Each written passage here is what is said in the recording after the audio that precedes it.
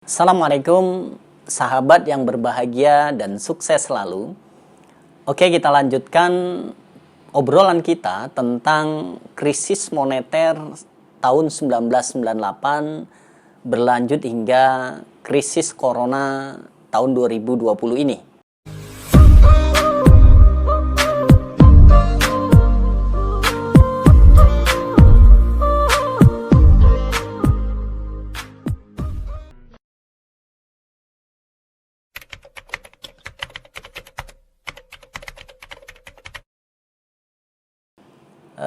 Apa faktor utama yang menyebabkan bisnis saya collab di tahun 1998 saat Krismon kala itu?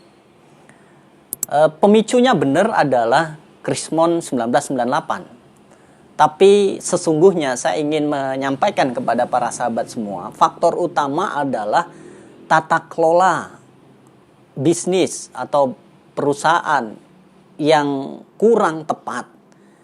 Yang kita tidak hanya sebagai pedagang saja, tapi kita membangun bisnis seperti yang saya sampaikan di video sebelumnya. Nah, saya ingin menyampaikan secara lebih spesifik. Kita harus tahu persis antara cash in dan cash out, uang masuk dan uang keluar. Dan ketika krisis, maka pendapatan tidak hanya turun, tapi anjlok. Bisa turunnya 70%, bahkan 80% atau 90%. Sementara pengeluaran kita bisa jadi kan tetap. Maka kita harus punya seni. Bagaimana agar apa yang kita dapatkan cukup untuk memenuhi pengeluaran-pengeluaran yang kita lakukan.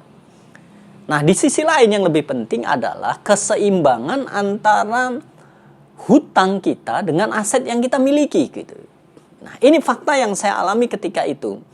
Bahwa ternyata hutang saya begitu besar, 100 juta lebih gitu ya, di zaman ketika itu 1998, tapi sesungguhnya fixed aset saya belum ada gitu. Hanya sebatas perlengkapan, persediaan barang dagangan, peralatan, seperti itu, sehingga tidak sebanding. Maka ketika terjadi krismon, hutang kita begitu besar, aset kita tidak ada, maka sudah tidak bisa bergerak lagi, secara otomatis akan lebih cepat terjadinya kolaps.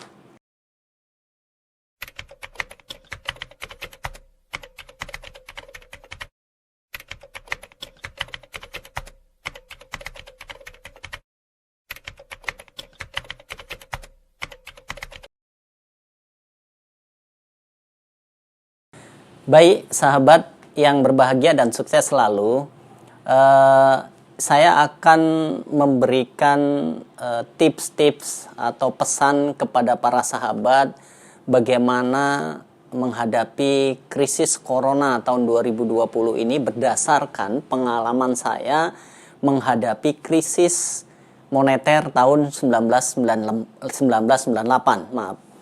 Jadi begini, yang pertama adalah kita harus pahami benar bahwa dalam bisnis, ekonomi secara domestik ataupun global pasti akan mengalami sebuah fenomena di mana akan terjadi krisis yang terus berulang gitu ya.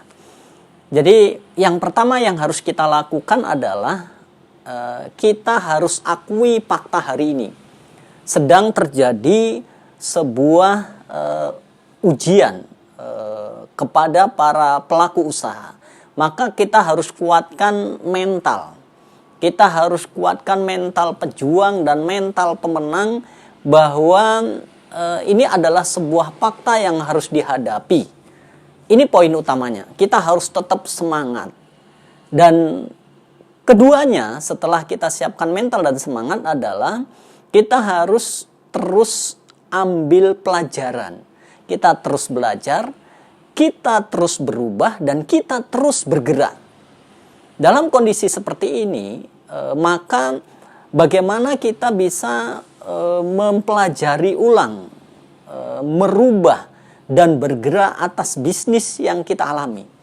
Ini skenario dari Allah Subhanahu wa Ta'ala untuk memperbaiki bisnis kita, karena ada sebuah turbulensi gitu, perubahan yang luar biasa dahsyat dalam bisnis kita.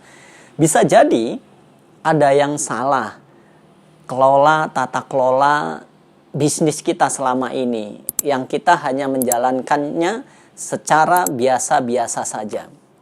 Kita tahu bahwa akan terjadi perubahan omset yang menurun drastis dengan biaya yang tidak bisa kita kurangi.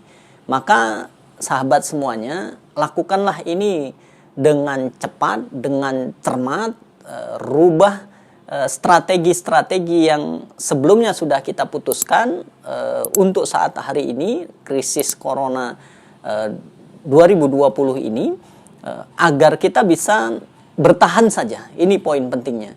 Karena ketika dalam kondisi ini bertahan, maka kita akan menang. Nah, kemudian hal lainnya yang perlu kita perbaiki adalah bisnis model kita, gitu ya. Kita perhatikan dengan cepat, setiap krisis pasti ada bisnis-bisnis atau core bisnis yang loser, kalah. Dan ada dalam kondisi seperti ini yang justru ada momentum, ada timing, dia akan menang, winners gitu. Yang saya alami ketika 1998 Krismon itu, banyak yang kolaps, banyak yang jatuh, banyak yang bangkrut. Tapi saya tetap melihat selagi masih ada kehidupan, maka akan tetap ada jual beli. Maka akan terjadi perputaran ekonomi, orang yang membutuhkan sesuatu.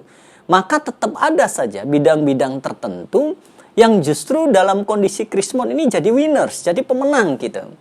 Oke, coba kita amati hari ini. Apakah bidang-bidang bisnis yang jadi pemenang?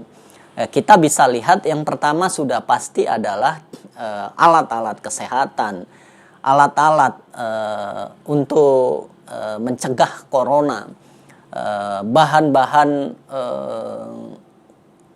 untuk suplemen yang organik gitu ya.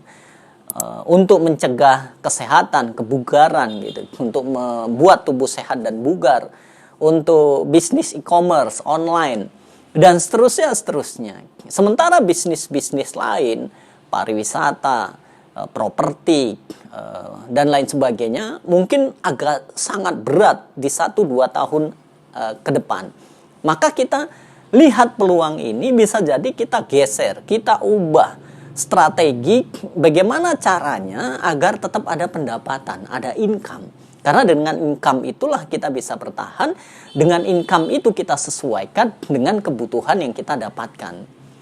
Nah, ada satu hal yang penting sahabat semuanya. Ketika kita di atas, ketika kita sedang jaya, sedang sukses, teman kita begitu banyak, sahabat kita begitu banyak, semua akan lari mendekat kepada kita. Tapi ketika kita sedang berat, sedang sulit, ternyata sahabat itu hanya 2 atau 3 orang saja. Lainnya menjauh dari kita atau mungkin mencela kita. Oleh karena itu kita harus pahami benar ini, jangan baperan gitu ya. Jangan khawatir dengan kondisi ini, tetap terus semangat, terus berjuang, mencari cara, mencari solusi, jangan pernah berhenti. Sebagai penutup saran saya 3B. Apa itu 3B? Terus belajar, terus berubah, dan terus bergerak. Yakinlah kita akan dapat menyalip di tikungan dan dapatkan momentum dan timing itu. Selamat berjuang.